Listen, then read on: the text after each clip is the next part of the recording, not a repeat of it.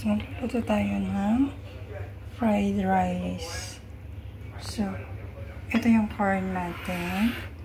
Yung itlog, 2 pirasong itlog, minced pork at spring onion, and kaning lamig, and then cabbage or repolyo. So, ayan guys. Ito yung chow fan natin, fried rice.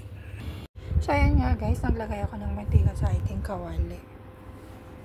So, yung binit natin na itlog, so yan, i-fry natin and then set aside natin.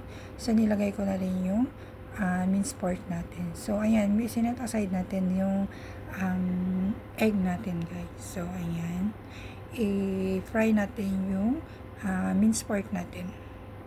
So, ganito po ako magluto ng fried rice o chow fan. So, request ito ni Amo, guys. So, ayan. Lagay natin yung corn. So, frozen po yung ginamit kong corn. Pwede po kayong gumamit ng fresh. So, ayan. Ito, nilagay ko na rin po ang ating repolyo. So, ayan. Naglagay tayo ng soy sauce. Yan, ganito po kasi tayo magluto ng chow fan guys. Ilalagyan natin na soya sauce. So, ayan, mekos-mekos lang po natin hanggang sa ma-mix ang soy sauce sa ating gulay. And then, ayan, nilagay ko na rin po ang ating kanin lamig. So, mas maganda po yung kanin lamig pag nagpa-fried rice po tayo guys. So, ayan. Halu-haluin lang natin. O, mekos-mekos kang, di ba?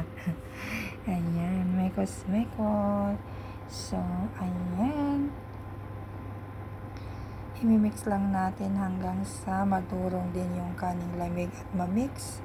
So, ayan. Pwede na siya, guys. Nilagay ko na yung itlog natin. So, ganun pa rin. Mekos-mekos pa rin para hindi naman masunog o dumikit yung kanin sa kawali natin.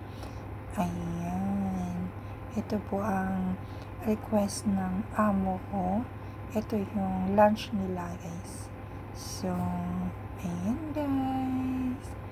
Ito na naman ang simpleng recipe guys. Sana nagustuhan nyo kahit napakasimpleng recipe guys. Maraming salamat. God bless. Ayan, ready for serve.